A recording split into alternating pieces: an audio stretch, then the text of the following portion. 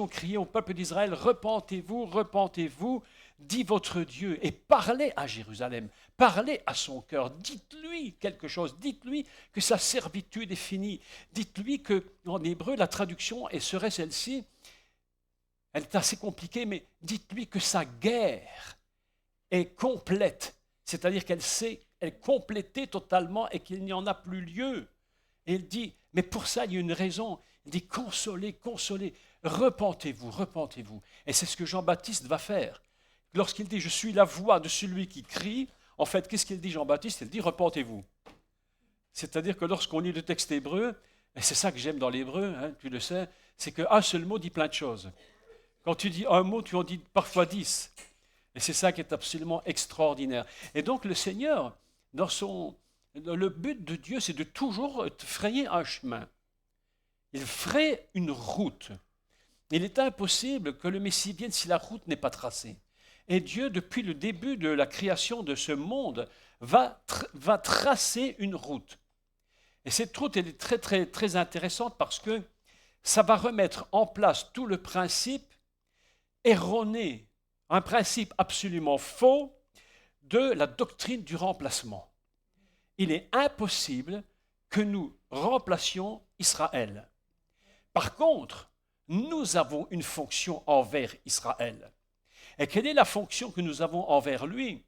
C'est justement que nous puissions dégager la route pour que le peuple d'Israël puisse un jour rencontrer le Messie. Et je voudrais vous dire quelques mots là-dessus. Il y a, je crois, 15 jours ou 3 semaines, nous étions en prière et à un certain moment, je crois que vous savez ce que ça veut dire, nous entendons la voix de Dieu. Nous savons que c'est lui qui nous parle. Nous reconnaissons sa voix. D'ailleurs, la Bible est claire, le Seigneur le dit, « Mes brebis entendent ma voix ». Et nous reconnaissons, et le Seigneur me disait il y a plus ou moins 3 semaines, lorsque nous étions dans un petit groupe de prière, j'entendais les voix qui me disaient, dis à mon peuple de faire monter des prières puissantes pour mon peuple d'Israël.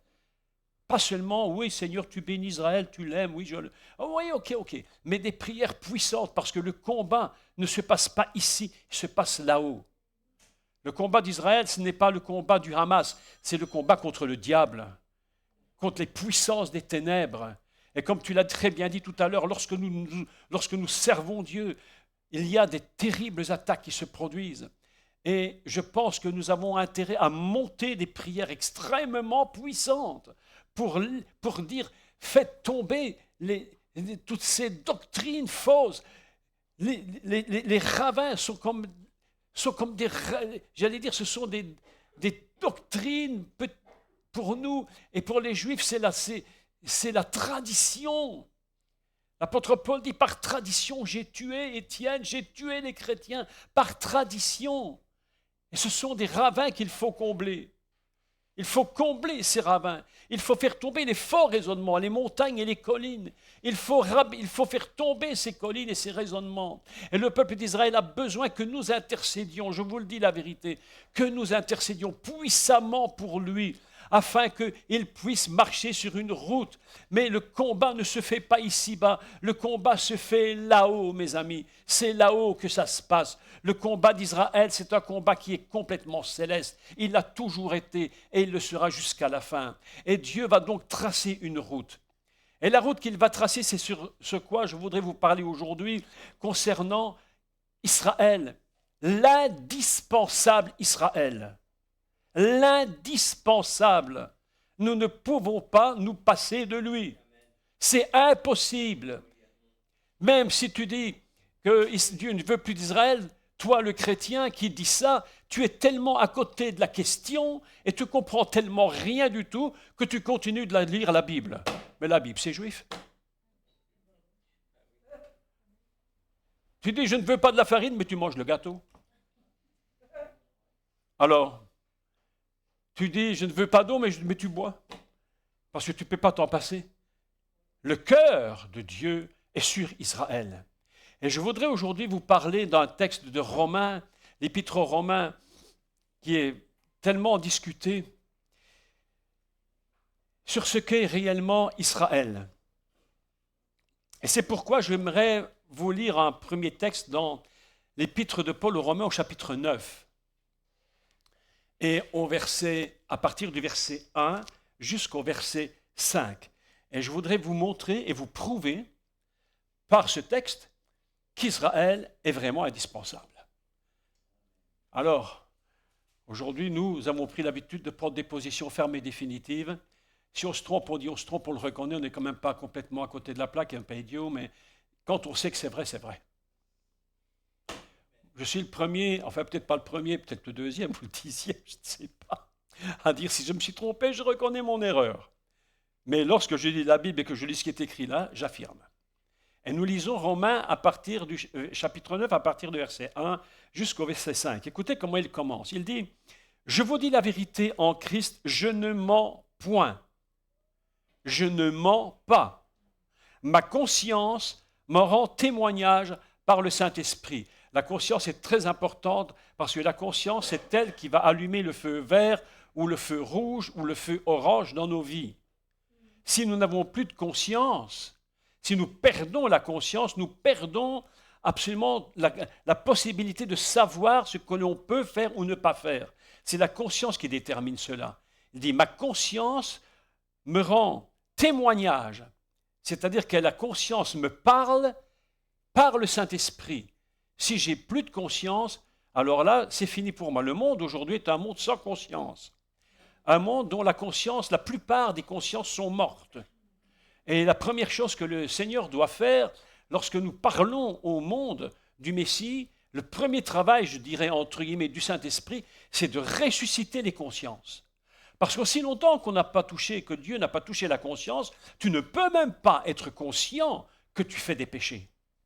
Et même si tu les fais, à un moment donné, la conscience, tu les fais tellement souvent et refait, que la conscience finit par s'émousser et qu'à un moment donné, la conscience ne peut même plus te toucher.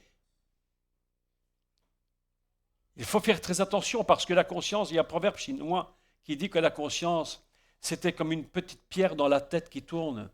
Et à force de tourner et de la laisser tourner sans réagir, elle finit par s'user.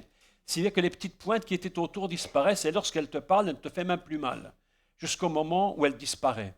Et la conscience est importante. Le pardon touche la conscience. Touche la conscience. La guérison touche la vie. Et mes amis, l'apôtre Paul est très clair. Il dit « Ma conscience me rend témoignage par le Saint-Esprit que ce que je vais vous dire est absolument vrai. » Il n'y a aucune discussion là-dessus. C'est la conscience qui témoigne. Il dit, je dis la vérité dans le Mashiach, dans le Messie, je ne mens point, ma conscience m'en rend témoignage par le Saint-Esprit. Je ne sais pas si vous avez fait cette expérience, enfin probablement, et parfois on ne se rend même pas compte que c'est lui qui nous parle, mais pourtant nous devons être très sensibles. Mais parfois nous arrivons dans des situations de notre vie compliquées. Et tout à coup, on sent quelque chose en nous, comme un feu rouge qui nous dit, ne va pas là ou ne fais pas ça. Vous avez remarqué ça? Ça fait tim, pim, pim, le feu s'allume orange. Tant qu'il est orange, tu as deux possibilités. Ou tu t'arrêtes, ou tu passes. Mais si tu passes, tu risques la catastrophe. Mais lorsque la conscience s'allume et qu'elle est rouge, alors tu dois t'arrêter tout de suite. Et ça m'est arrivé souvent, et je pense aussi à vous-même, lorsque la conscience est à l'orange et qu'elle clignote, c'est-à-dire que le Saint-Esprit te dit « Attention, ne dépasse pas la limite ». Parce que si tu dépasses cette limite, ça va être une catastrophe. Alors, l'enseignement qui nous a été enseigné pendant bien des années dans l'Église, concernant, disons-le basiquement pour qu'on comprenne, Adam et Ève, on disait qu'ils étaient dans le jardin d'Éden et puis ils étaient d'une espèce de monde, on ne sait pas, un peu éthéré comme ça, vague dans l'esprit. Et c'est absolument faux. L'homme et la femme ont été créés avec une conscience. Parce que s'ils n'avaient pas eu de conscience, ils ne pouvaient pas faire de choix. C'est la conscience qui nous permet de faire un choix. Et lorsqu'il dit « tu n'iras pas à cet arbre », s'il avait été un être un peu comme ça, dont on ne sait pas trop où il était, et ça n'avait pas d'importance. Mais quand il lui dit « tu ne mangeras pas de cet arbre et de celui-là tu mangeras », c'est la conscience qui détermine ce qu'il va faire ou non. Et donc, lorsque Dieu crée l'homme, l'humain, il le crée avec une conscience. C'est-à-dire qu'il y a toujours un feu orange qui s'allume, ou un feu vert, ou un feu rouge. Et souvent, les chrétiens ne sont pas attentifs au feu orange. Quand c'est vert, ils sont contents. Le problème dans l'Église, c'est qu'il y a parfois comment on appelle ça, des gens qui ne voient pas les mêmes couleurs. Des daltoniens. Dans l'Église, il y a des daltoniens. Quand c'est rouge, ils voient vert. Alors ils passent, ils disent c'est vert alors que c'était rouge. Il y a beaucoup de daltoniens dans l'Église. Mais il faut prier pour vous que Dieu vous donne la vue et que vous ayez les bonnes couleurs. Mais quand l'orange se met à clignoter en nous, vous savez pourquoi l'orange clignote en nous? C'est parce que Dieu connaît avant nous ce qui va se produire. Dieu voit la voiture qui arrive dans le carrefour, toi tu ne l'avais même pas encore vue. Tu comprends pourquoi? Est-ce que tu me comprends? C'est-à-dire que ça se met à l'orange. Dieu te dit ne passe pas, c'est dangereux. Ne passe pas. Si tu passes, c'est fini. Et l'apôtre Paul dit cette introduction magnifique, je dis la vérité. Je dis la vérité. Ma conscience m'en rend témoignage parce qu'elle est impliquée, elle est, comment dire, inspirée par le Saint-Esprit. Ma conscience, ta conscience, notre conscience, c'est le Saint-Esprit qui la gère. C'est pourquoi nous devons être très attentifs. Première chose dans la vie d'un croyant, c'est d'être très attentif à la conscience. On peut faire tous les enseignements du monde, on peut parler l'hébreu, le grec et tout ce que tu peux imaginer, mais si ta conscience ne te parle plus, c'est une catastrophe. Donc faisons très attention. Et je continue. Ma conscience m'en rend témoignage par le Saint-Esprit. J'éprouve une grande tristesse et j'ai dans le cœur un chagrin continuel. Car je voudrais moi-même être anathème et séparé du Messie pour mes frères, mes parents selon la chair. Ici, Paul est en train de nous parler du peuple d'Israël. Et l'apôtre Paul lui-même était juif de la tribu de Benjamin, il était pharisien, il avait une quantité de titres et de choses ronflantes. Il y a des gens qui aiment des choses ronflantes. Ils aiment tellement quand ça ronfle que pour finir, finissent par ronfler. Ah, et ils sont là, se ronflant de tous leurs titres. Et l'apôtre Paul dit, à cause de tous ces ronflements de la loi, j'étais un meurtrier. Et lorsque j'étais sur le chemin à cause de la loi, sur le chemin, c'est là que Dieu m'a arrêté. Parce que sa conscience, à un moment donné, devait être ressuscitée. Lorsque la conscience est morte, il faut que Dieu nous ressuscite notre conscience. Beaucoup de chrétiens sont endormis et n'ont plus une conscience éveillée. Et c'est pourquoi il y a tant de problèmes et tant de discussions qui ne servent à rien. Moi, j'ai pris un principe dans ma vie, tu sais ce que c'est? Je ne réponds pas à toutes les choses inutiles. Je m'occupe des choses du Seigneur. Le reste ne m'intéresse pas. Il ne faut pas venir me raconter. Tu t'es entendu parler sur un tel, tu es tombé chez le mauvais. Moi, je n'écoute pas ça. La seule chose qui m'intéresse, c'est ce que Dieu me dit de dire. Qu'est-ce qu'il me dit? Comment il peut m'utiliser? Comment je peux lui plaire? C'est ça mon intérêt premier.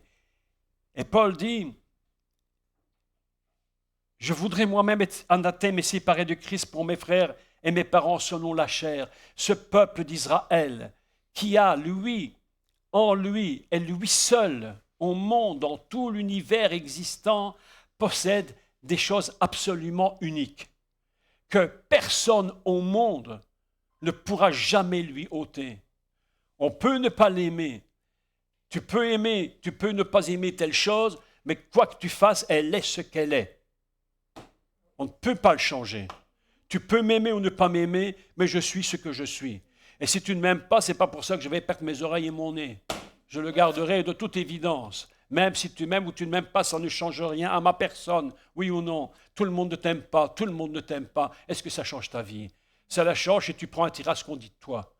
Mais si tu ne prends pas un tir à ce qu'on dit de toi et que tu dis ça n'a pas d'importance, je sais qui je suis. Je sais qui je suis. Est-ce que vous savez qui vous êtes? Est-ce que tu sais qui tu es? Oui ou non? Oh mon Dieu. Mon frère. Beaucoup de chrétiens ne savent pas qui ils sont, je t'assure. Je connais des gens qui se cherchent depuis des années, vous savez. Ils se cherchent depuis des années. Ils prient pour savoir qui ils sont. C'est comme la mariée qui prie pour savoir si elle est mariée. Oui?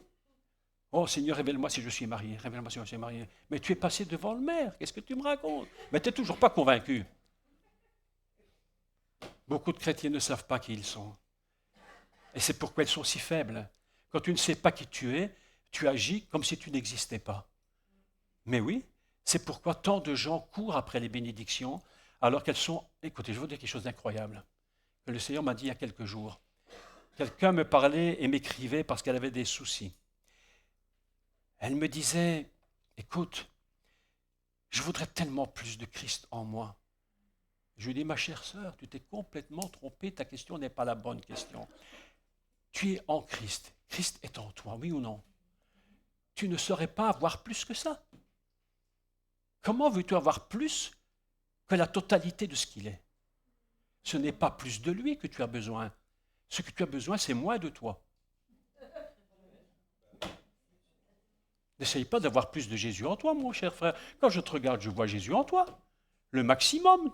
Tu as le maximum. Le Seigneur est le maximum en nous. Est-ce que tu le comprends, ce que je te dis? Le Seigneur est le maximum en toi. Quand on te donne 100%, pourquoi tu veux encore plus? Tu as 100%. Le Seigneur, il est le summum de la création. Il est le sommet de la création. Il n'y a rien de plus grand que lui. L'apôtre Paul dit, tout est fait par lui, pour lui, avec lui. Rien n'existe sans lui. Il est en moi. Qu'est-ce que tu veux que je demande de plus? Alors je lui ai dit, ma chère sœur, mais tu te trompes. Ne demande pas plus de Jésus. Lui demande qu'il y ait moins de toi. C'est ça la vérité. C'est ça qui nous importe. Moins de moi et plus de toi. Mais évidemment, moins de moi, c'est compliqué. Parce que ça demande un sacrifice. Ça demande un sacrifice. Et je continue la lecture. On va arriver dans mon thème, parce que je n'ai pas encore commencé. Je suis... Pour être séparé, donc je voudrais moi-même être anathème et séparé de Christ pour mes frères et mes parents sur la chair, qui sont, écoutez maintenant, dans l'ordre. On va mettre tout dans l'ordre. Qui sont, 1, Israélites. Je lis en français puis je fais en hébreu, d'accord? 1, Israélites. 2, à qui appartiennent l'adoption. 3, la gloire.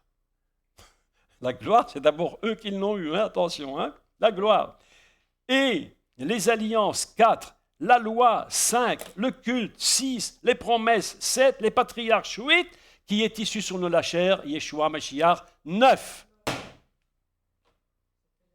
9 choses qu'Israël possède et qu'on ne pourra jamais lui ôter. Impossible. Si nous avons les promesses, c'est parce qu'Israël les a eues avant nous. Si nous avons la gloire, c'est parce qu'Israël l'a eue avant nous.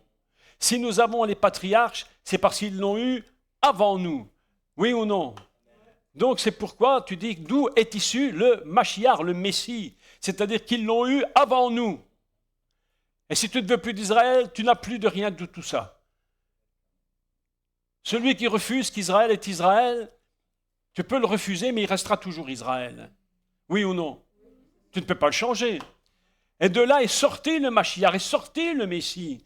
Donc toi qui te prétends remplacer Israël, tu te dis vouloir du Messie. Mais c'est impossible puisque tu ne veux pas du reste. C'est pourquoi je te dis qu'il y a un chemin que Dieu trace.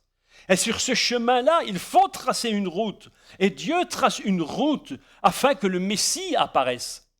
Et c'est pour ça qu'il dit que jusqu'à Jean-Baptiste, maintenant, le royaume de Dieu est forcé. On y entre avec force. Jusqu'à Jean-Baptiste, il y a eu tout un chemin qui a été créé et qui a été donné au peuple d'Israël. Et sans Israël, ce chemin ne peut même pas nous être révélé. C'est impossible. Vous imaginez la puissance de ce peuple. Alors je ne suis pas du tout étonné de voir comment le monde est ce peuple. Mais quand même tu le haïs de toutes tes forces, tu ne peux pas t'en passer. C'est strictement impossible. Il est Israël. De lui sort le Messie. Tu ne peux pas te permettre de croire que tu reçois le Messie, Yeshua, dans ta vie si tu refuses tout le reste. Et si tu remplaçais Israël, il faudrait aussi remplacer le Messie. Mais un Messie chrétien n'existe pas. Le Messie est juif, que tu le veuilles ou non. Oui ou non? Je crois que certains aimeraient un Messie chrétien au niveau du christianisme. C'est-à-dire un Yeshua, un Jésus dépouillé de tout ce qui était de juif, pour devenir un Jésus qui est recouvert d'un vêtement grec ou je ne sais quoi. Mais ça n'existe pas. Et reprenons le texte dès le départ. Il dit, que tous les Juifs, ils commencent son énumération qui sont israélites. En fait, en hébreu, on appelle ça Bnei Israël, c'est-à-dire ce sont les fils d'Israël. Et l'expression fils d'Israël est très importante parce que la notion de fils en hébreu, il faut toujours que vous vous rappeliez que la notion de fils, c'est la notion de bâtir. Le mot béni vient de bana, qui veut dire bâtir, construire. Dieu a construit Israël. Les fils d'Israël sont les constructeurs. Il parle des Israélites, mais quand on parle des Israélites, évidemment, ce n'est pas l'idée que le monde en a. Quand on parle des Israélites aujourd'hui, eh bien, on parle des gens qui habitent là-bas. Mais dans la tête de Dieu, ce n'est pas ça du tout. Dans la tête de Dieu, ce sont ceux que Dieu a choisis, qu'il a pris à part et qu'il a pris pour bâtir une nation. C'est pourquoi le mot fils vient de la racine construire. Nous sommes fils de Dieu parce qu'en réalité, nous sommes construits par lui et nous sommes les constructeurs de la nation de Dieu. C'est pourquoi l'expression israélite est un peu affaiblie dans notre idée lorsque nous pensons à l'Israël d'aujourd'hui. Mais il faut penser à la structure fondamentale. Les Bnei Israël, ce sont les fils d'Israël. C'est pourquoi le livre de Shemot, le livre de l'Exode, commence en disant « Voici les noms des fils d'Israël ». Voici les noms, voici ces noms. Mais quand il parle des noms, ce ne sont pas des prénoms. Voici la nature de toutes ces personnes qui sont sorties d'Égypte et qui rentrent maintenant dans la terre de la promesse. On n'est pas dans les mêmes idées. C'est-à-dire que la notion même des Israélites, c'est une notion qu'il faut comprendre dans l'idée fondamentale d'Israël. Comment Dieu a-t-il bâti son peuple et pourquoi l'a-t-il bâti ? C'est ça qui est très important. Il dit qui sont israélites, à qui appartiennent l'adoption. Mais le mot adoption, si vous regardez tous les textes qui sont en hébreu, toutes les traductions existantes, il parle de ce qu'on appelle mishpat avanim. Mishpat avanim, ce sont les filiations, les familles. C'est-à-dire que dans le peuple d'Israël, il y a le départ et il y a toute une filiation. Pas nécessairement encore de l'adoption, mais c'est une filiation. C'est pourquoi l'apôtre, il était écrit que nous devons transmettre à nos enfants.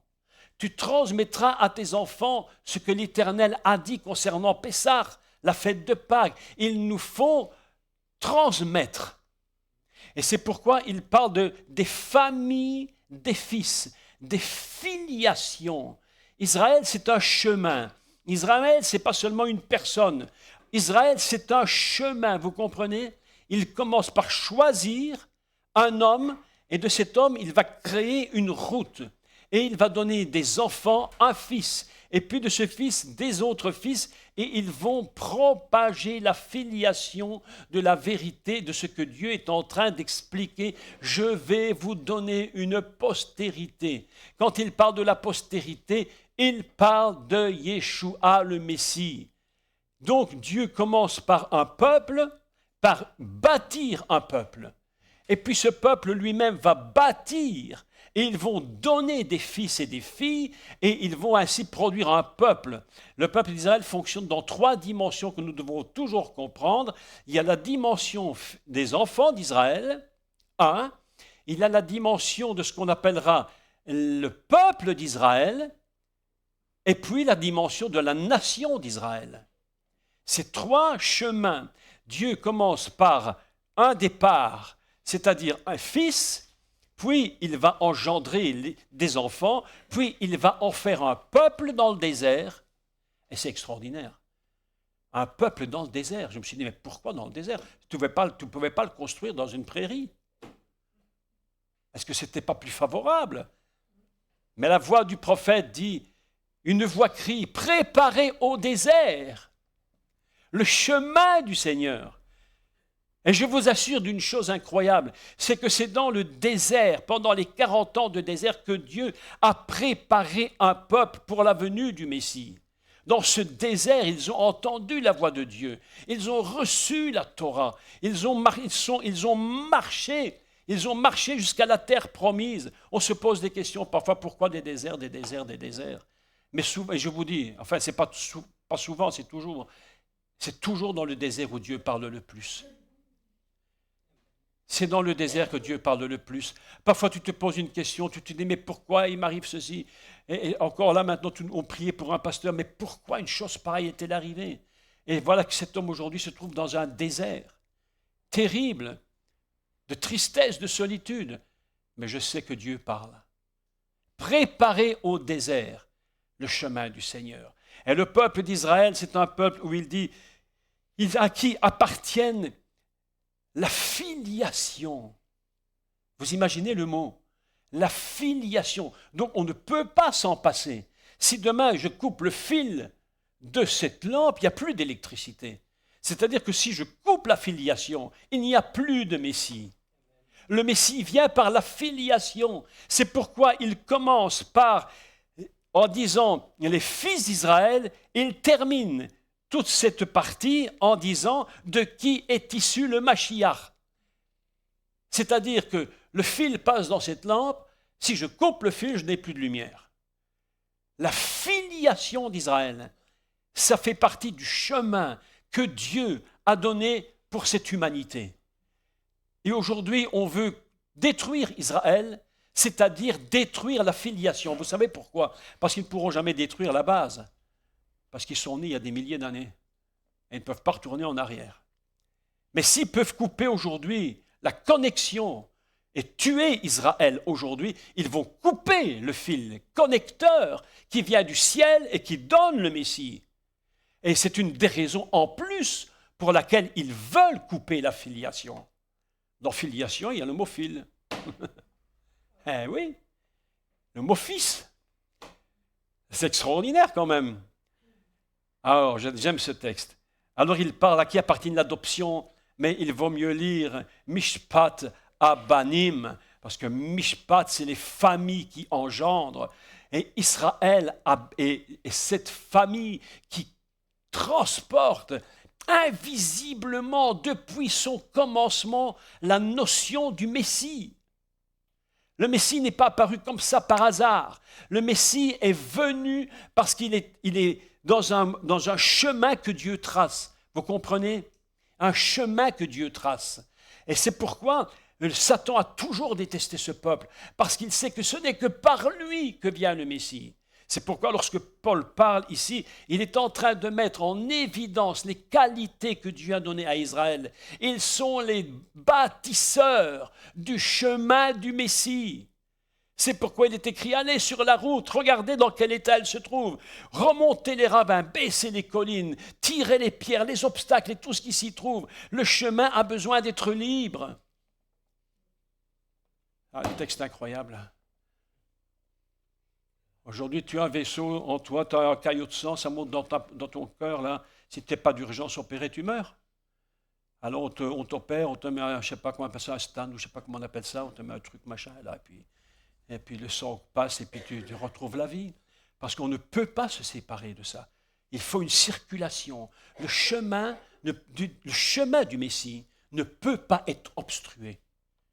Notre travail à nous, c'est d'ôter les obstacles. Il faut ôter les obstacles de la route.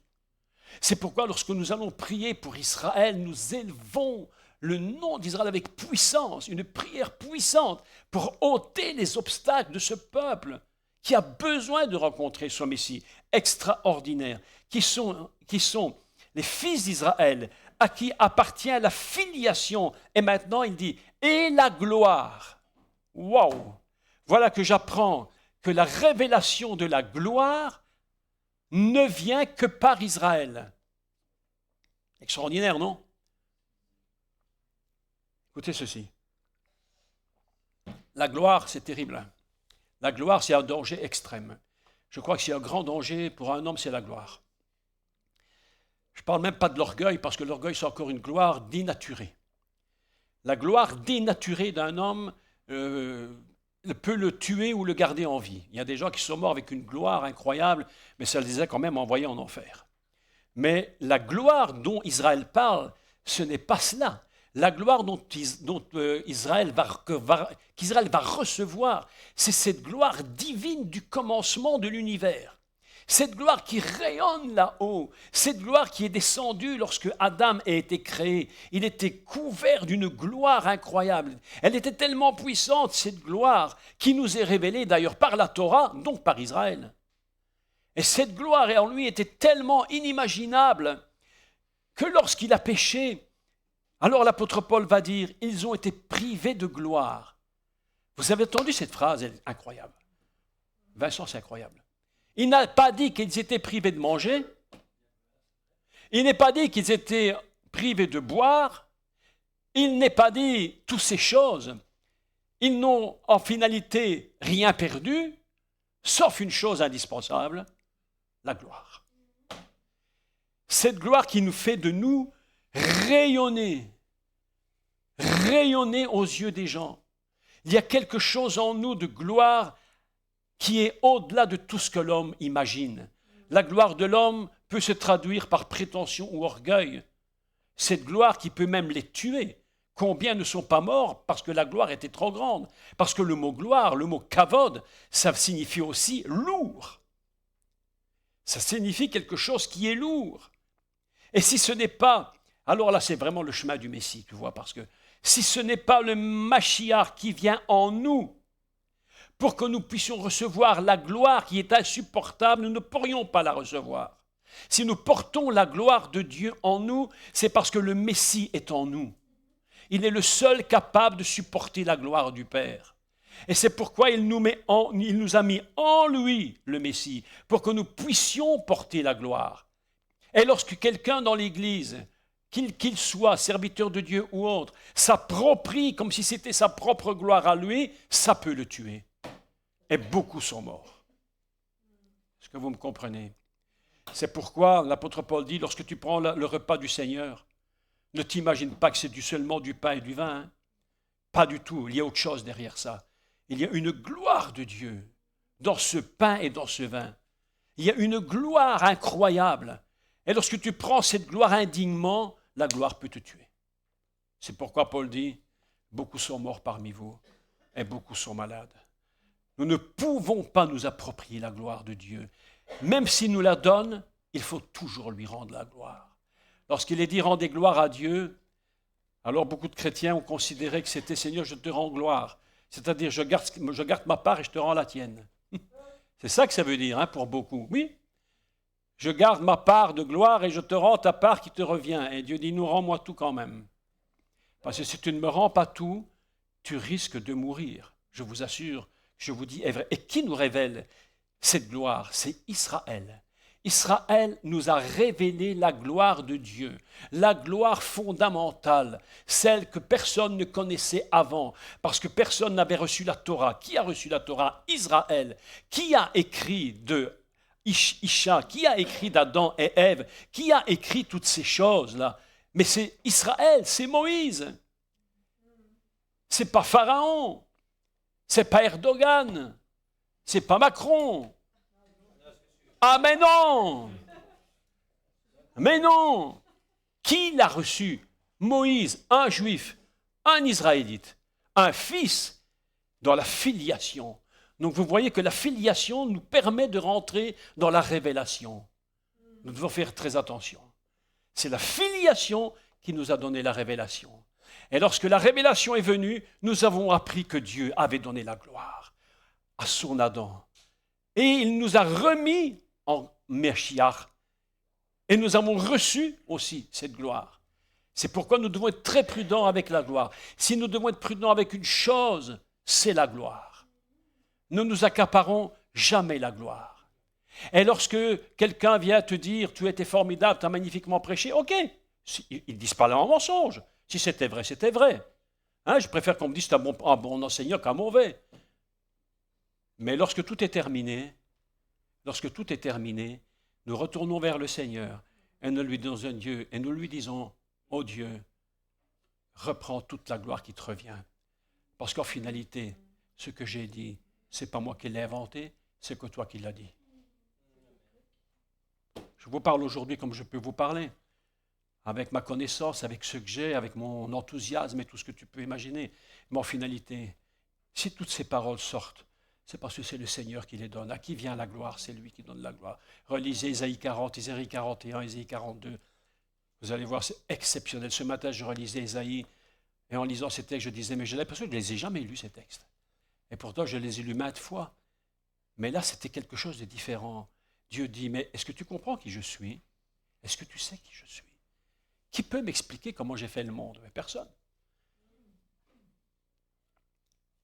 L'adoption, donc la filiation et la gloire. Et puis, les alliances. Aucune alliance possible.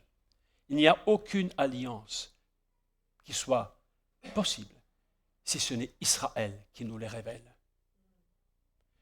Donc c'est pourquoi celui qui veut le Messie sans Israël, il aura un Messie réduit à peau de chagrin, qui sera un Messie non juif, parce qu'il n'y a aucune alliance, je vous dis, cache, il n'y a aucune alliance avec un Messie chrétien.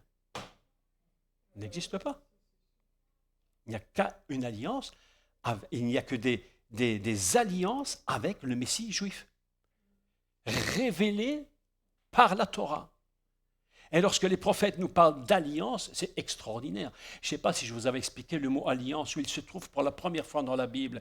Vous savez, un des grands secrets quand on lit la Bible, évidemment, il faut la lire en hébreu, c'est quand même mieux, mais une des premières choses qu'on apprend quand on fait du décodage hébraïque, c'est de toujours chercher où se trouve un mot pour la première fois.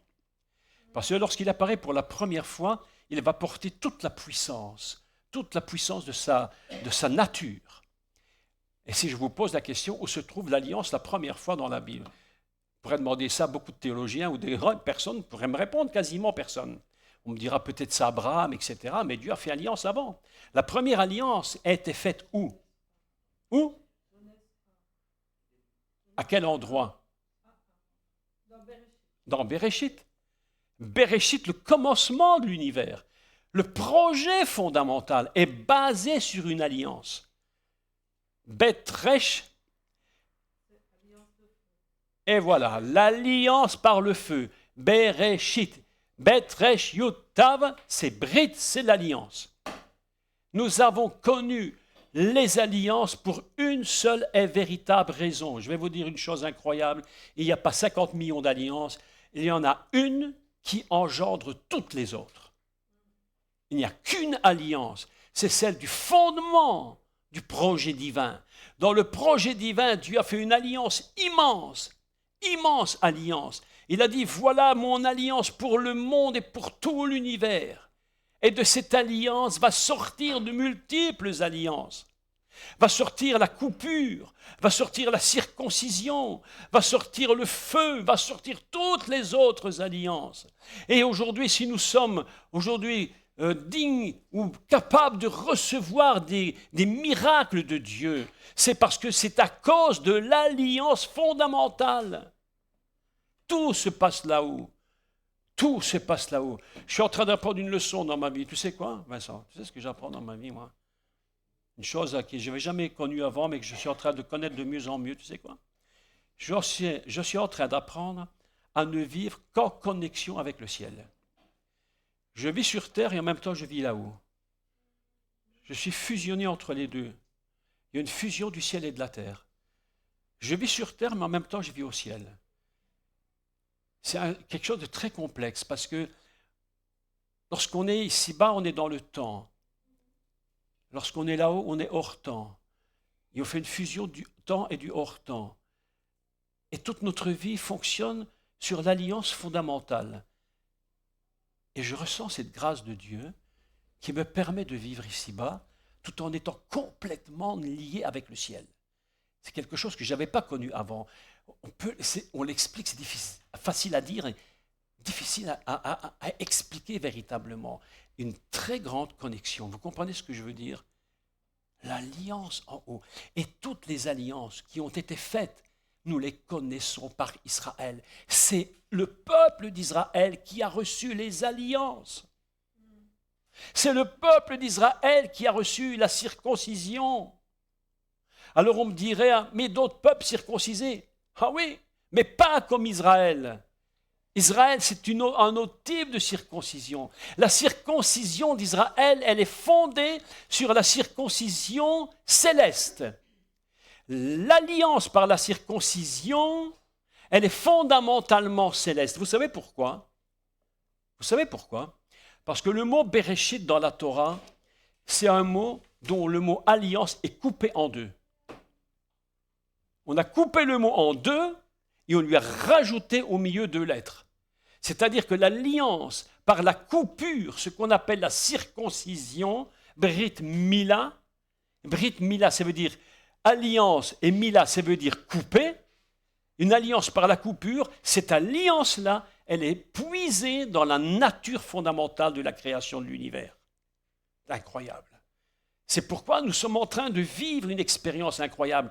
Nous sommes en train de vivre dans une connexion du commencement de l'univers, dont nous ne pouvons plus nous séparer. Est-ce que vous me comprenez ce que je dis? Compliqué, hein? Mon Dieu, aide-nous à comprendre. Aide-moi aussi à expliquer. C'est compliqué. Mais cette alliance, notre circoncision, notre cœur brisé qui cherche Dieu, il est connecté avec le commencement de l'univers. C'est pourquoi elle dit, ils ont reçu les alliances.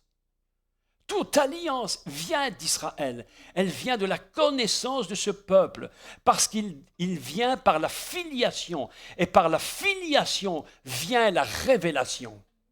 Sans filiation, pas de révélation.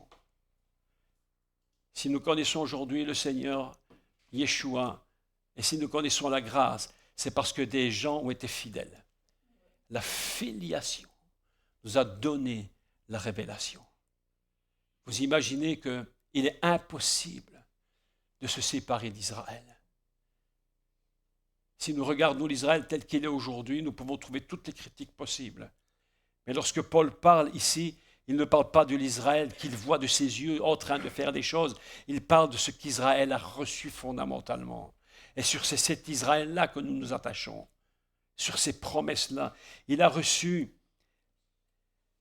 donc les fils d'Israël, la filiation, la gloire, les alliances. Et puis il continue et il dit, et la Torah. La Torah, ce n'est pas n'importe quoi. La Torah, c'est quelque chose d'incroyable. C'est quelque chose qui dépasse toute l'imagination. Il n'y a pas un livre au monde, qui a le pouvoir et la puissance de la Torah. Ça n'existe pas.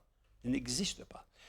Pour une bien bonne raison, c'est que si nous faisons un calcul hébraïque et que nous calculons le mot Torah est égal au mot jardin.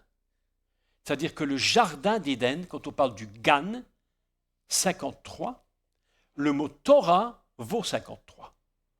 C'est-à-dire que le jardin, c'est la Torah. Et plus encore, 53, c'est la valeur du mot Yeshua. Quand il dit qu'ils ont reçu la Torah, en fait, qu'est-ce qu'il est en train de leur dire? Il est en train de dire que ce peuple a reçu Yeshua et il ne le sait pas. Il ne l'a pas encore compris. Dieu les a placés dans la Torah. Et pour que nous soyons des véritables hommes et des véritables femmes, il n'y a qu'un endroit où nous pouvons véritablement exister, c'est dans la Torah, dans la parole de Dieu. Parce que cette parole de Dieu, c'est la révélation fondamentale qui va amener le Messie sur cette terre. Et je vous avais parlé des prophètes, et tous les prophètes prophétisent selon la Torah. C'est pourquoi plus nous connaîtrons la parole de Dieu, plus nous connaissons le Seigneur. Écoutez ce qu'il dit. L'alliance et la loi, la Torah, il ne faut pas lire la loi, il faut lire la Torah. La Torah. Et le culte. Lorsqu'on parle du don de la Torah, c'est vraiment quelque chose que Dieu a fait. Le don de la Torah, on appelle ça Humatan HaTorah. C'est un don que Dieu fait. Dieu n'était pas obligé de donner. Dieu n'était pas obligé, il pouvait garder pour lui. Mais Dieu a décidé de donner sa Torah au peuple d'Israël afin que le peuple d'Israël la communique au monde. Et j'ai remarqué une chose aujourd'hui qui me fait quand même plaisir. même avec toutes les restrictions qu'on pourrait y mettre, c'est que de plus en plus de rabbins dans le monde sont en train de se rendre compte d'une chose, mes amis, c'est que la Torah n'a pas été donnée que pour eux, mais elle a été donnée pour le monde. Et que beaucoup de rabbins sont en train de se rendre compte qu'ils doivent communiquer cette Torah. Alors évidemment, avec toutes les limites, puisqu'ils ne connaissent pas encore le Mashiach, Yeshua, mais malgré tout, ils sont en train, vous savez ce qui est en train de se produire en Israël, le chemin est en train de se mettre en place. On est en train d'ôter les pierres, de remonter les ravins, de combler les fossés, de rabaisser les montagnes. Et ce qui s'est passé le 7 octobre était tellement dramatique. Mais Dieu a vu quelque chose à travers ce 7 octobre qui est épouvantable. Mais depuis le 7 octobre, je reçois des messages d'Israël à peu près tous les jours et j'ai reçu quelques très bons témoignages où il n'y a jamais eu autant de gens en Israël qui retournent à la synagogue. Il n'y a jamais eu autant de Juifs qui retournent à la parole de Dieu. Parce que dans des circonstances dramatiques comme celle-là, ils se rendent compte que la seule chose qui peut les garder, c'est la parole de Dieu. Et c'est le peuple d'Israël qui a reçu la loi. Parce que sans la loi, même le Messie ne peut pas venir. Le Messie ne vient pas sans la loi. Et je n'aurais pas le temps de tout expliquer parce que c'est tellement incroyable. Mais la loi, c'est comme une pièce de monnaie. D'un côté, tu regardes, c'est pile, d'un côté, c'est pile, de l'autre côté, c'est face. D'un côté, tu as la loi, de l'autre côté, tu as la grâce. Le problème, c'est que beaucoup de gens ne regardent toujours que pile. Alors Dieu nous fait grâce de retourner, de voir la grâce. Et c'est pourquoi le peuple d'Israël a besoin à un moment donné de retourner. Et quand on fait un retour, c'est-à-dire une teshuva, une conversion, c'est comme se retourner la loi et derrière apparaît la grâce. Tu comprends ? C'est très important. C'est ce principe d'avoir reçu la loi, c'est-à-dire qu'ils ont reçu toute la puissance messianique. Il y a une chose extraordinaire qui se passe en Israël. Laissez-moi vous expliquer une chose formidable. Rappelez-vous de Joseph. Joseph, c'était un personnage unique. Et Joseph avait dit une chose incroyable. Il avait dit, avant de mourir, promettez-moi une chose. Nous, si on a des biens, on dit promettez-moi de partager mes biens aux enfants. Enfin, c'est tout ce qu'on peut raconter dans les héritages. Vous savez, les héritages. Mais Joseph, ce n'était pas son but, ça. Joseph a dit promettez-moi une chose. Et avant de mourir, ses dernières paroles étaient celles-ci. Prenez mes os et promettez-moi de les remettre dans la terre de la promesse. Ce n'est pas par hasard. Le premier mot, c'est l'alliance. Et le dernier mot de la Torah, c'est cercueil. De le mettre dans un cercueil en Égypte. Le mot cercueil. Vous savez comment on dit le mot cercueil en hébreu? Aaron, comme l'arche de l'alliance. Il y a 3 arches, il y a 3 Aaron dans la Bible. Il y a le grand prêtre qui s'appelle Aaron. Il y a le cercueil de Joseph qui s'appelle Aaron. Et il y a l'arche de l'alliance qui s'appelle Aaron. Il y a 3 Aaron dans la Bible. Et ce n'est pas par hasard. Ce n'est pas par hasard. Et voilà que le cercueil... Non, écoutez, il faut que j'explique ça, c'est trop fort. Ça, c'est très puissant, ça. J'aime parler de ces choses, c'est tellement fort, c'est tellement magnifique. Incroyable. Voilà qu'on prend les os de Joseph. Et on les met... Joseph, il est en Égypte. Et comme Joseph est un Égyptien, il est devenu Égyptien, même son nom est devenu un nom égyptien. Lorsqu'il vient, on va le mettre dans un sarcophage, comme un pharaon. C'est un noble d'Égypte, un noble. Donc on va faire toute la cérémonie de l'embaumement et on va faire une momie avec lui. Il est devenu momie carrément. Et on le met dans son Aaron, son cercueil. Vous imaginez ça? Et Aaron, extraordinaire, il va se produire quelque chose. Laissez-moi vous expliquer un des mystères de Aaron, le cercueil. Parce que ça, c'est très fort, ça. Si vous regardez dans la Torah, vous allez être étonné de voir qu'au moment où le cercueil de Joseph sort d'Égypte, on n'en parle nulle part au moment où ils sortent. On n'en parle qu'à un seul moment. C'est après le passage de la mer Rouge. c'est là qu'on dit « Et Moïse emporta les os de Joseph ». Je me suis posé la question, je me suis dit « Mais pourquoi n'en parle-t-on pas avant ?» Parce que je crois qu'il voulait que la sortie des os de Joseph soit quelque chose d'absolument secret. On ne pouvait pas savoir que les os de Joseph sortaient d'Égypte pour retourner dans la terre des pères. Parce que dans la terre des pères, il va se produire quelque chose d'incroyable avec Joseph, d'inimaginable. Et voilà que les os de Joseph sortent d'Égypte. Personne n'est au courant. Et ceux qui le savent n'en disent pas un mot. La Torah n'en parle même pas. Elle ne dit rien à ce sujet. Tu te rends compte? C'est comme s'il l'avait oublié. Et nous apprenons maintenant, après la sortie d'Égypte, que Moïse avait emmené les eaux. Et puis, chose tout à fait surprenante, écoute-moi bien ça, c'est qu'après la sortie, à partir du moment où on dit « Et Moïse emporta les os de Joseph avec lui », on n'en parle plus nulle part dans la Torah. Pas une seule fois. Et on n'en reparle qu'une fois suivante dans le livre de Jéhoshua, Josué, au moment où il va entrer dans la terre de la promise, et il dit qu'il prit les os de Joseph et il les a mis en Israël. Oh, quelque chose d'incroyable se passe. Où étaient les os de Joseph pendant 40 ans? Voilà une bonne question. Ils l'ont transporté pendant 40 ans. Et même plus, puisqu'ils sont rentrés dans la terre promise pendant des années avant de le mettre à Sichem, Naplouse aujourd'hui. Pas par hasard.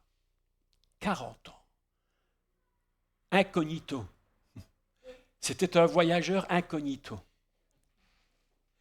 Et les rabbins nous disent une chose absolument fantastique, je mets entre parenthèses, c'est une explication rabbinique, mais tellement intelligente, tellement magnifique, je crois qu'ils ont raison.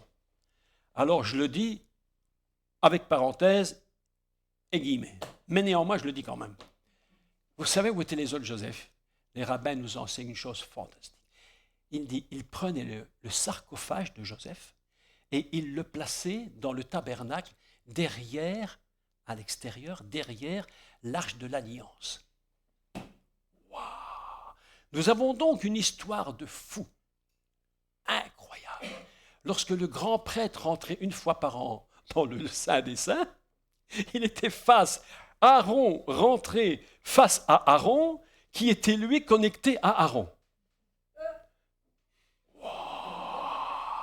Je dis, mon Dieu, mais qu'est-ce que tu es en train de nous raconter pour une histoire là? Mais c'est une histoire de fou, ça. En fait, le Mashiach ben Yosef, parce que les Juifs l'appellent comme ça pour une bonne raison, c'est que Joseph, il a une notion messianique, comme David, fils de David. Et c'est pourquoi les Juifs, et ils aiment tellement cette expression, ils appellent Yosef, donc Mashiach ben Yosef, Messie, fils de Joseph. Pourquoi? Parce que c'est Joseph qui a sauvé le peuple de la famine. Il a une notion de sauveur du peuple. Wow! Et voilà qu'il est là pendant 40 ans. Et quand il y a une rencontre entre les trois, Aaron, ça fait une histoire d'Aaron. Mes amis, et voilà que lorsqu'il rentre, écoutez, c'est absolument fantastique. Et lorsqu'il rentre dans la terre promise avec Josué, les années passent. Il y a la conquête de Jéricho et la conquête de Haï, etc., etc. Et puis la Bible nous enseigne qu'ils ont pris Yosef et ils l'ont dépensé à Sichem. Sichem, ce n'est pas n'importe quoi. Sichem, aujourd'hui, c'est ce qu'on appelle Naplouse. Et Sichem, c'est un mot hébreu. Vous voyez, mon esprit est en train un peu de voyager comme ça, mais c'est intéressant. Sichem, c'est un mot hébreu qui vient d'une racine qui signifie se lever tôt le matin. Quand on dit que Josué se leva tôt le matin, on dit qu'il a Vaïshrem. Vaïshrem, il s'est levé tôt. Et voilà que Joseph est dans un endroit qui s'appelle « faut se lever tôt ». L'avenir appartient à ceux qui se lèvent. Voilà. Et l'avenir va se manifester à Sichem. Et qu'est-ce qui va se passer à Sichem? Les siècles passent et les siècles passent et les siècles passent et les siècles passent. Et voilà que Yeshua naît. Il vient au monde en tant qu'homme. Il va épouser la forme humaine. Il arrive sur terre et puis une de ses premières rencontres qu'il fait, c'est à Sirem, tout près du tombeau de Joseph, près du puits de Jacob, mais pas par hasard. Quelle puissance la parole, quelle puissance. Au puits de Jacob, il va parler avec une Samaritaine, alors les Samaritains et les Juifs, c'est des ennemis, mais terribles, et Yeshua va dire une chose formidable, il va dire à ses disciples, il faut que j'aille là. Ses disciples lui disent, mais tu ne te rends pas compte, mais tu es en train de faire un grand détour. Il dit, non, il faut que j'y aille. Et il va à Sirem au puits de Jacob. Et il va expliquer une chose fabuleuse. Il va expliquer la différence entre le puits de Jacob et l'eau d'en haut. Et il va faire une connexion entre les deux eaux. Si tu buvais de l'eau que je te donne, ce qui est en haut, tu n'aurais plus jamais soif. Il fait une connexion avec les eaux. Incroyable. Et où, pas loin du tombeau de Joseph, le Machiar ben Yosef. Mais la Samaritaine, elle est au courant. Elle sait qui est là dans le tombeau. Et ils savent, eux, les Samaritains, qui se réclament d'être encore aujourd'hui les seuls véritables descendants de Aaron. Tu comprends l'histoire? Incroyable. Je suis stupéfait quand je lis la Bible. Et quand je vois la vie du Messie, je suis stupéfait. Mais je me dis, mais comment, Seigneur, tu as mis au point, si ça, ce n'est pas un chemin, si ça, ce n'est pas un chemin que Dieu trace. Quand la Bible dit Dieu trace des chemins dans nos cœurs, vous savez ce qui trouble nos chemins, c'est tous les obstacles, les faux raisonnements, les traditions, toutes ces choses troublent. Le Seigneur était hors de tout ça. Pas de faux raisonnements, pas de tradition, tout ça, non. Il dit, il faut que j'aille là. Il arrive à Sirem. Et c'était quand? C'était à l'heure. Il est écrit, c'était l'heure de Dieu. Dans le texte extraordinaire. Et pourquoi je vous parlais de tout ça? Pourquoi je parlais de ça? Alors, revenir à nos moutons. Parler de la loi. On parlait de la loi. Cette loi qui accompagne le peuple d'Israël pendant 40 ans. Et juste à côté de cette loi se trouve Aaron. Elle est enfermée dans l'Aaron. Elle est enfermée en Aaron. Juste à côté se trouve le cercueil. Ils sont ensemble, indivisibles. Et l'apôtre Paul dit, et c'est eux qui ont reçu et la loi, et le culte. Et le culte dont il parle ici, évidemment, lorsqu'on parle du culte, on pourrait traduire ça Avot HaKodesh. Avot HaKodesh, ce n'est pas n'importe quoi le culte, c'est le travail de sainteté. Ce n'est pas simplement frotter l'église ou balayer, tout ça c'est bien. Mais derrière ça, il y a un travail qui est plus grand encore. C'est le travail de la sainteté. Ce que nous faisons doit être fait dans la sainteté la plus grande. Lorsqu'ils parlent de ce travail saint de Dieu, lorsqu'ils vont dans le tabernacle, lorsqu'ils travaillent, lorsque les sacrificateurs font leur travail, c'est quelque chose qui dépasse l'imagination. Tout ce qu'ils font atteint un niveau céleste. Mes amis, écoutez, je vais vous dire une bonne chose, et je crois que tu vas être d'accord. Dans cette église, il n'y a qu'une solution. Il faut que tout ce qu'on fasse touche le ciel. Si nous ne touchons pas le ciel, nous ne faisons rien. Tu peux chanter dans ton micro, tu peux acheter le meilleur micro du monde à 3 000 € pièce. Tout ce que tu chantes n'est rien si ça ne touche pas le ciel. Tout ce que nous faisons doit toucher le ciel. C'est pourquoi l'expérience de ma vie aujourd'hui, elle est différente de ce qu'elle n'a jamais été. Aujourd'hui, je vis et je touche le ciel, je te touche, je connecté tout le temps, fusionné dans le Seigneur. Il y a un texte extraordinaire dans le prophète Malachi qui a été traduit un peu comme ci, comme ça. Il dit que celui qui vient à la maison de Dieu et qui fait un travail de sainteté, et il va parler des dîmes, des offrandes, mais tout ça c'est un travail de sainteté. Souvent ces choses sont ramenées à la terre, mais lorsque nous parlons des dîmes et des offrandes, nous ne devons pas ramener ces choses à la terre, c'est un travail saint. Oui ou non? Est-ce que vous êtes d'accord ou non? Lorsque tu donnes ton offrande, ce n'est pas un travail terrestre, c'est un travail saint. Et il est écrit une chose magnifique. Tu sais ce qui est écrit dans le prophète Malachi, mon frère, écoute ça, c'est trop fort. Il dit, et vous verrez si je n'ouvre pas les... il est écrit autre chose. Tu sais ce qui est écrit en hébreu? Et vous verrez si je n'ouvre pas au-dessus de vous les cheminées du ciel. Au-dessus de ta tête, il y a une cheminée. Chacun a une cheminée sur sa tête. Le problème, c'est que parfois, elle est bouchée. Il faut faire venir un ramoneur. Nos cheminées sont bouchées. Les ramoneurs doivent être de passage. Il faut, même ce qu'on donne à Dieu, même les offrandes, c'est un travail de sainteté. C'est pourquoi lorsque l'on joue avec l'argent dans l'Église, lorsqu'on joue injustement avec les finances, lorsqu'on fait des appels injustes, mes amis, ce n'est pas le travail de Dieu. Et ça ruine l'œuvre de Dieu. Ça ruine l'œuvre de Dieu. Parce que Dieu est capable de bénir nos offrandes si nos offrandes sont des œuvres que nous faisons pour lui. Oh, le culte. Le culte. On parle beaucoup. Des gens me disent, j'étais au culte. Ah bon, et qu'est-ce que tu as cultivé? Qu'est-ce que tu cultives au culte? Même si on culte, il faut cultiver quand même. Tu cultives quoi à ton culte? Tu as chanté des cantiques, bon, c'est très bien. Mais rendre un culte à Dieu, c'est autre chose. Rendre un culte à Dieu, Israël nous parle. Il dit, nous avons appris ce que c'est que rendre un culte à Dieu. Et c'est tellement incroyable que tout ce que le peuple d'Israël faisait dans le tabernacle ou dans le temple ou tous les jours était connecté au ciel. C'est tellement vrai que la Torah nous enseigne qu'il y avait toujours une nuée qui montait vers le ciel. La nuée sortait du tabernacle et montait vers le ciel. Il y a toujours une connexion, je ne sais pas. Incroyable. Romains 9, 5 versets. Vous imaginez ce qu'on peut dire sur 5 versets qui nous élèvent dans la présence de Dieu, qui nous rendent admiratifs du Seigneur. Admiratifs du Seigneur. Le culte et les promesses, on appelle ça Haftarot, les promesses de Dieu. Aucune promesse n'est possible si Israël ne nous a pas révélé l'alliance. Et l'alliance nous est révélée parce que Dieu donne la Torah et par la filiation. Et je redis encore ceci, Israël est indispensable. Indispensable. Nous ne pouvons pas le dépouiller de ce que Dieu lui a donné. Celui qui dépouille Israël de ce que Dieu lui a donné aura des comptes à rendre à Dieu. Je vous dis la vérité. Nous ne pouvons pas dépouiller Israël de ce que Dieu lui a donné par grâce. Alléluia.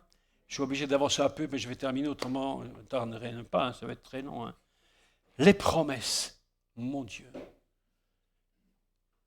Combien de chrétiens ne se réclament pas? Ah Seigneur, tu m'as promis. Ah Seigneur, tu m'as promis. Oui, mais tu m'as promis quoi? D'abord, regarde ce que la Bible dit.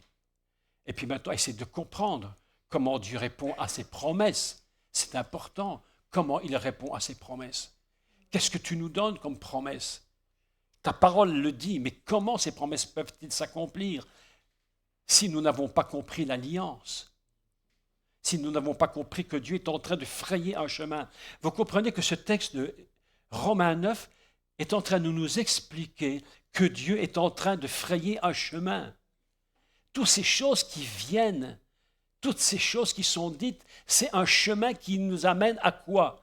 À la venue du Mashiach, à la venue du Seigneur. Il fallait qu'il y ait la loi, il fallait qu'il y ait les promesses. Le Messie lui-même n'est qu'une promesse, fondamentalement. Une promesse qui était magnifiée, mais une promesse. Faites attention quand vous dites une promesse, une promesse, une promesse. Regardez toujours bien si cette promesse est bien en accord avec le Seigneur. Tu peux dire, Dieu me donne tout ce qu'il veut. Ah ben oui, il est Dieu. Hein. Ben, je te mets au défi de prier pour qu'on te mette au nom de la Tour Eiffel. Et je peux même te dire, tu peux même jeûner 40 jours 3 fois par an, la Tour Eiffel restera où elle est. Pourtant, il est écrit qu'il nous donne tout. Il dit, tout ce que vous demanderez en mon nom, je le ferai. Mais quoi? En son nom. Il n'a pas dit dans tes rêves, dans tes illusions. Donc nous devons bien savoir ce que nous demandons à Dieu. Avant de prier, il ferait mieux de se mettre à table et de réfléchir. Beaucoup de chrétiens prient, Seigneur, blablabla, des prières. Mais moi, je me suis posé la question, est-ce que ce ne serait pas bien de se mettre à table avant et faire la liste et voir ce que je demande? Est-ce que c'est en accord avec ce que Dieu me dit? C'est bien les promesses, mais à cause de quoi? Vous imaginez un texte comme celui-ci. Et il nous a donné le culte et les promesses. Et les patriarches.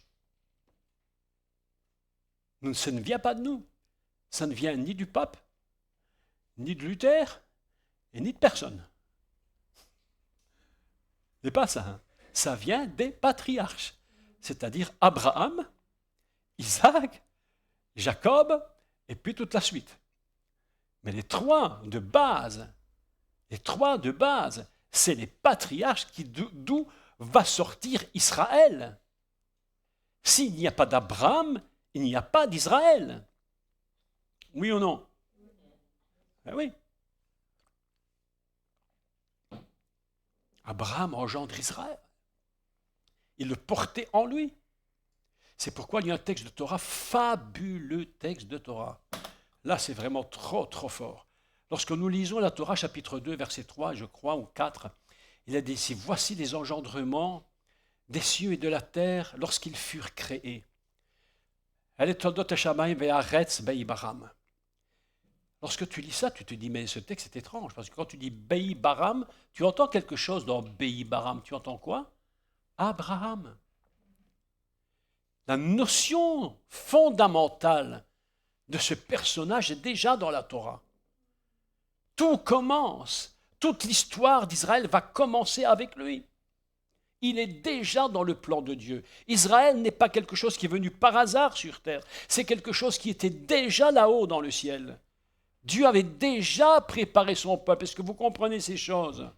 Israël n'est pas une invention subite pour répondre à un problème subit. Dieu avait de toute éternité prévu Israël. Et c'est indiscutable. Les patriarches, Abraham, là il faudrait parler pendant des heures sur ce personnage, un homme absolument extraordinaire, une épouse fantastique, et lorsqu'ils sont visités par le Saint-Esprit et qu'ils vont changer de nom, alors Isaac va naître. Et ce qui est extraordinaire, c'est que, laissez-moi vous faire une parenthèse, c'est qu'entre les deux changements de nom, entre Abram qui devient Abraham et Sarai qui devient Sarah, entre les deux changements de nom se trouve un texte au milieu, c'est la circoncision, l'alliance par la coupure. Pas par hasard. Hein? Tu vois que Israël contient les dimensions, mais absolument inimaginables du Messie. On pourrait parler des milliers d'heures, et les patriarches, et de qui est issu le Mashiach Yeshua. Voilà un chemin que Dieu trace. Tu imagines. Et maintenant, le Seigneur, nous revenons à Ésaïe 40. Ésaïe 40, absolument fantastique. Et nous allons lire deux textes dans Ésaïe 40 et un autre après. Et vous allez voir comment ce texte fonctionne.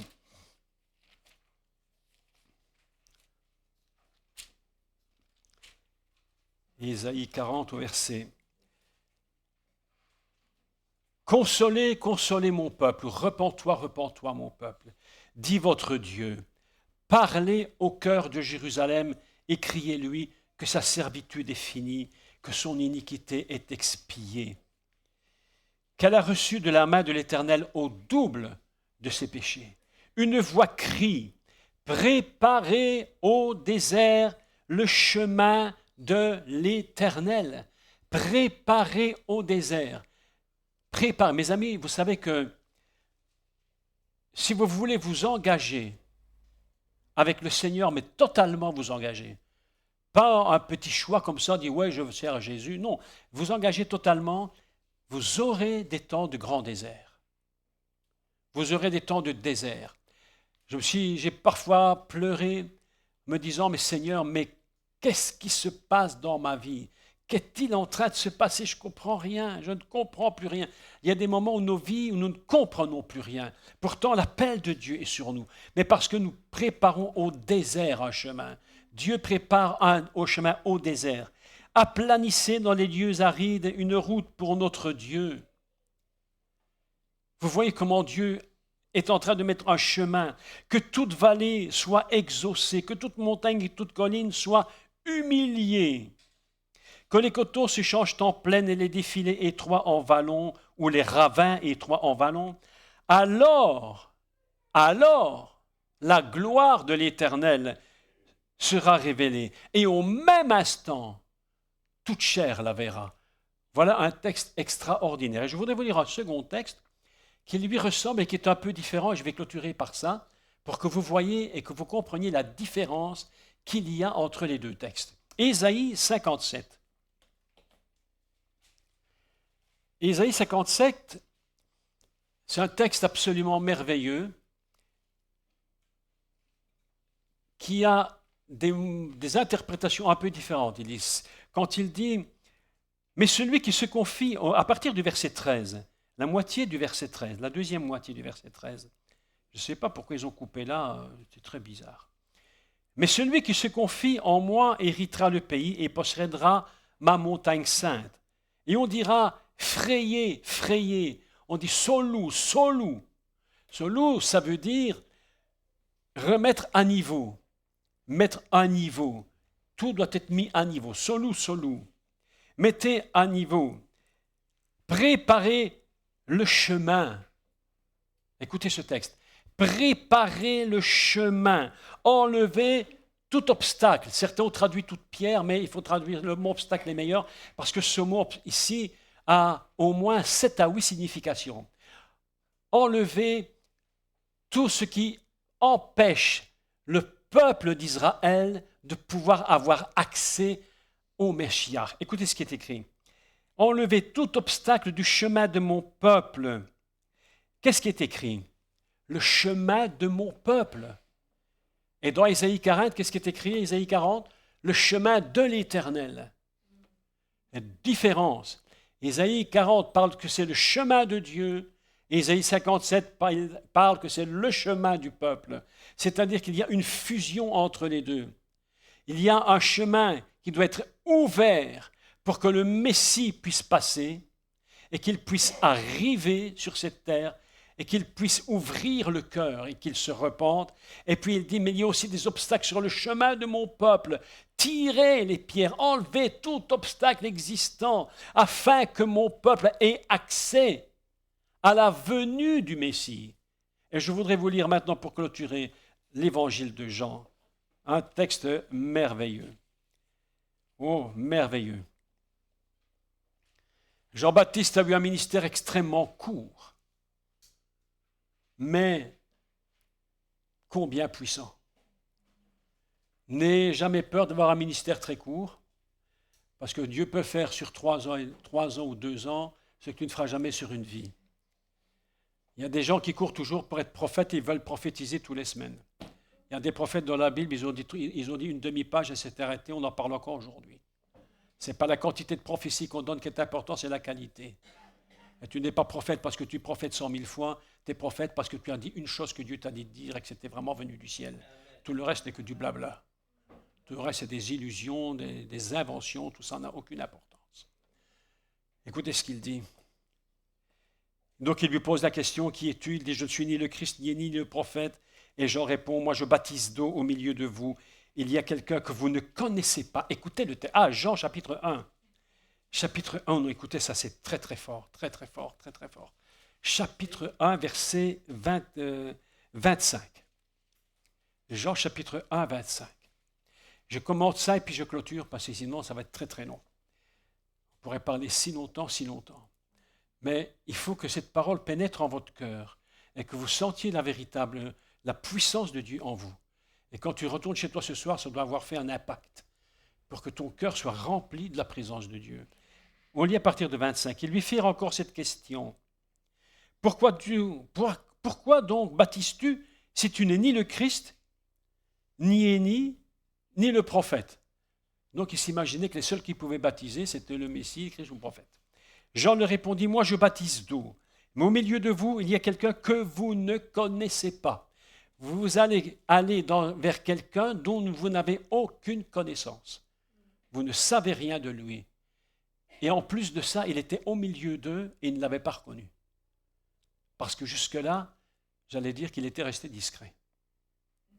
Il n'avait encore rien fait, à part qu'il était à la synagogue et qu'à 12 ans, il était capable d'enseigner. Mais les grands miracles et tout ça n'avaient pas encore eu lieu, on n'avait pas encore compris qui il était. Quelqu'un que vous ne connaissez pas qui vient après moi, et je ne suis pas digne de délier la courroie de ses souliers. Un texte incroyable, ça. Ça, c'est un texte. Ces choses se passèrent à Béthanie, au-delà du Jourdain, où Jean baptisait. Le lendemain, il vit Jésus, Yeshua, venant à lui, et il dit, « Voici l'agneau de Dieu qui ôte le péché du monde. » Alors, pour nous tous ici, pour nous tous, cette phrase, elle est facile à comprendre, ok? Mais pour les Juifs, ils ne comprennent pas un mot. Ils n'ont pas compris un quart de mot. Pourquoi? Parce qu'en Israël, on ne sacrifiait pas l'agneau de Dieu, on sacrifiait l'agneau des hommes. Tous les jours au temple, on a sacrifié près d'un... Vous savez qu'en Israël, on a sacrifié près d'1 milliard d'animaux.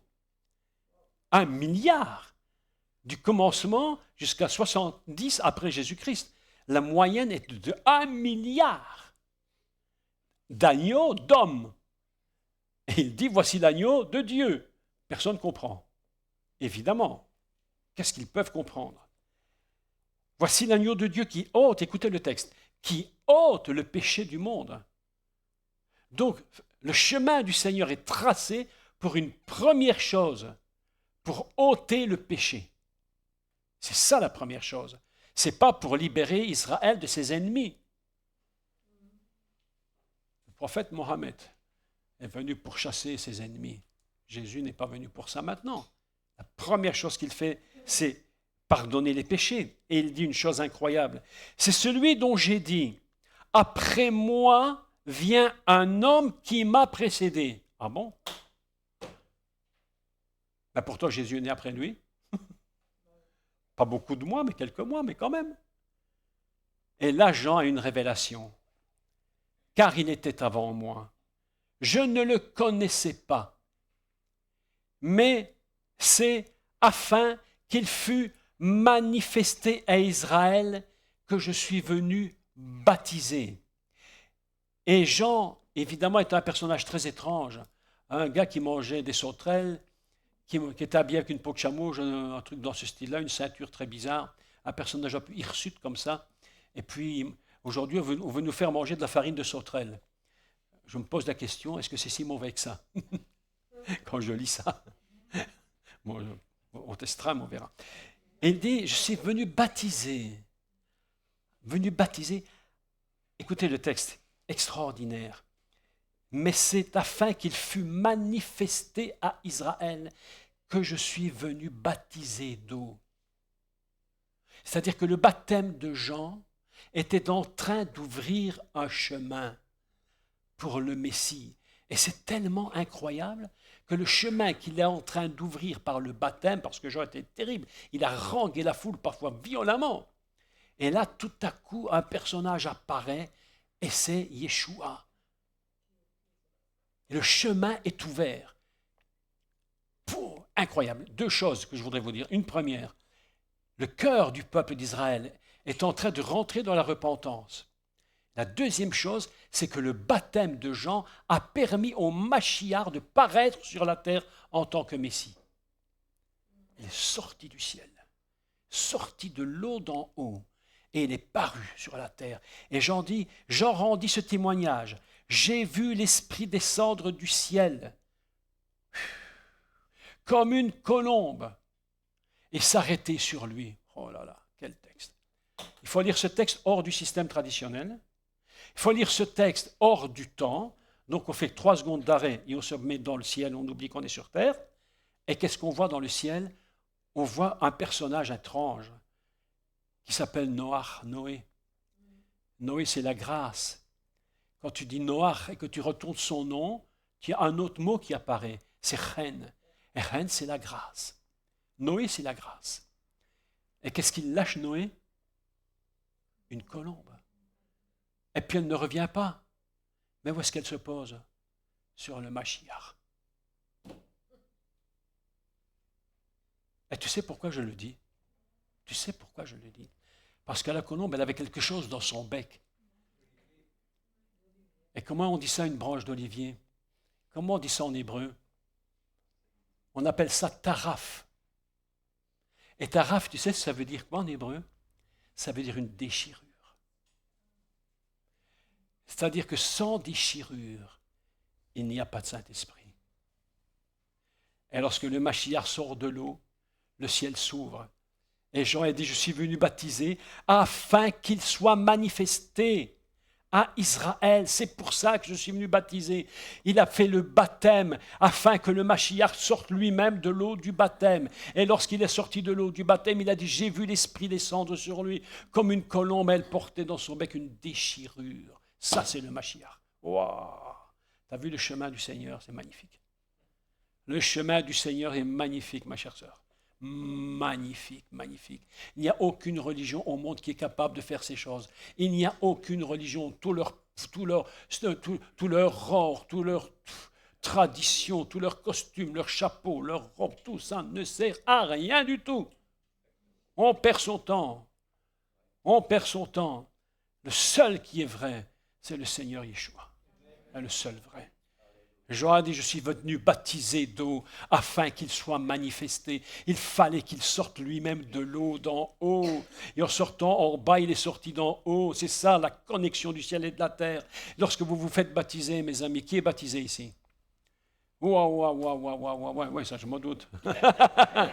Oh! Quand tu sors de ton baptême, tu ne sors pas de l'eau d'en bas. En fait, tu sors de l'eau d'en haut. Et tu sais pourquoi tu es baptisé? Tu sais pourquoi tu sors de l'eau d'en haut, mon cher frère, qui me regarde avec des yeux comme des soucoupes volantes? Ah, tu sais pourquoi? C'est parce que Dieu veut que tu sois manifesté aux hommes ici-bas. Tu n'es pas sorti d'ici simplement pour dire j'obéis. Tu n'es pas sorti de l'eau du baptême simplement pour dire voilà, je fais partie de l'Église. Tu n'es pas sorti seulement ici par obéissance. Tu n'es pas baptisé seulement pour ça. Nous sommes baptisés, mon cher pasteur, pour nous, parce que Dieu veut nous manifester au monde en Yeshua. C'est pourquoi nous sommes baptisés. Nous sortons de l'eau d'en haut afin que nous soyons manifestés au monde. Oh là là! Je ne le connaissais pas, mais maintenant on va apprendre à te connaître. Ah ben oui, je ne le connaissais pas, mais c'est afin qu'il fût manifesté à Israël que je suis venu baptiser. C'est pourquoi le Seigneur est venu et le baptême de Jean était spécifiquement réservé au Messie, même si les autres se faisaient baptiser. Et qu'il a ouvert leur cœur à la repentance. Le baptême fondamental était par Jean destiné à ce que le Messie soit manifesté au peuple dit, pas aux dénominations, mais d'abord à Israël. Mes amis, je te parle et mon cœur est connecté avec le ciel. Mon frère, je sens le ciel ici. Je sens le ciel, je sens la présence de Dieu. Je sens que quelque chose se manifeste. Cette église va bouger comme elle n'a jamais bougé. Je crois vraiment. Je le crois vraiment. Je le crois de tout mon cœur. Je le dis à chaque fois. Et je ne dis pas ça en flatterie. Je ne flatte personne. Mais cette église va bouger. Si tu comprends tout ce que j'ai été dit aujourd'hui, si tu comprends que ton baptême, ce n'est pas pour faire plaisir ou pour faire la tradition, je n'en ai rien à faire de la tradition. Je suis sorti de l'eau du baptême parce que c'est mon chemin que Dieu avait tracé pour moi. Et ce chemin, je ne le vis que par Israël. Et parce que le Messie est sorti de l'eau, je suis manifesté au monde. Parce que quand le Messie a été baptisé, nous étions en lui. Et il portait déjà en lui la mort et la résurrection. C'est pourquoi le Saint-Esprit est venu comme une colombe. Elle portait en son bec une déchirure. Et nous ne vivons plus dans un monde uniquement temporel. Nous vivons aujourd'hui dans un système éternel. Nous vivons dans l'éternité. Nous sommes connectés à l'éternité. Donc je vous assure que c'est vrai. Cette Église doit dépasser le niveau de la terre et rentrer dans le niveau du ciel totalement. Il ne faut plus qu'il y ait une chaussure qui dépasse d'en haut. Il faut que tout soit de l'autre côté. Tout est au ciel. Nous sommes livrés au ciel. Nous sommes connectés au ciel. Et c'est là-haut que nous gagnons les victoires. Tu comprends, mon frère? C'est là-haut que tu gagnes les victoires. Connecté avec le ciel. Et nous ressentons sa présence. Et lorsque nous sentons sa présence, alors nous savons que nous sommes environnés de grâce. Extraordinaire. Jean rendit ce témoignage. J'ai vu l'Esprit descendre du ciel comme une colombe. et s'arrêter sur lui. Je ne le connaissais pas. 3 fois qu'il le dit, je ne le connaissais pas. Mais celui qui m'a envoyé baptiser d'eau, celui-là m'a dit, celui sur qui tu verras l'Esprit descendre et s'arrêter, c'est lui qui baptise du Saint-Esprit. J'ai vu et j'ai rendu témoignage qu'il est le Fils de Dieu. Alléluia. Ce soir, mon but, ce n'était pas de vous parler des choses impossibles, c'était un seul but, de vous parler du Seigneur. Qui est-il? Et pose-toi toujours la question, mais qui est-il? Et qu'est-ce qu'il change en moi? Qu'est-ce qu'il fait en moi? Tu peux être tous les jours à ton boulot, à ton école, à ton travail, mais qu'est-ce qu'il est en toi? Tu peux passer pour toutes les épreuves de la vie, mais qu'est-ce qu'il est en toi? Je voudrais qu'on puisse prier ensemble, se connecter avec le ciel. On est connecté dans le ciel. Tu sens la connexion avec le ciel? Je crois que beaucoup ressentent la connexion. On va prier le Seigneur. On va rendre grâce à Dieu. Ô Éternel notre Père, Seigneur éternel, Créateur du ciel, de la terre, toi qui as tout créé, qui as tout fait, et qui a mis, Seigneur, qui nous a mis dans ce monde. Aujourd'hui, nous avons pris conscience et nous sentons ta présence, mon Dieu. Nous sentons, tu es là, tu es là, tu es là.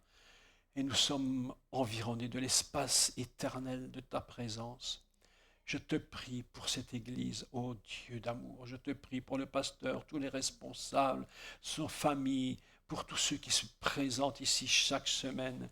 Ô Dieu, que ce lieu ne soit plus un lieu terrestre, mais un lieu totalement céleste. Qu'il y ait une grâce infinie dans cette Église. Qu'il n'y ait plus un seul baptême qui soit fait simplement, mais que chaque baptême qui sera bientôt fait soit des sorties du ciel pour paraître au monde et révéler ta vérité et ta nature au monde. Père éternel, je te loue, je te bénis pour cette soirée, pour ce qui était dit, pas c'est toi qui l'as dit. Et Seigneur, ce soir, ensemble, nous rendons gloire à Dieu. Nous te rendons la gloire que tu mérites, dont tu es le seul capable de détenir toute cette puissance. Nous nous libérons, Seigneur, de tout et nous te rendons gloire. Éternel, bénis cette Église et chacun dans le nom de Yeshua, notre Sauveur et notre Seigneur. Amen. Amen. Mes bien-aimés.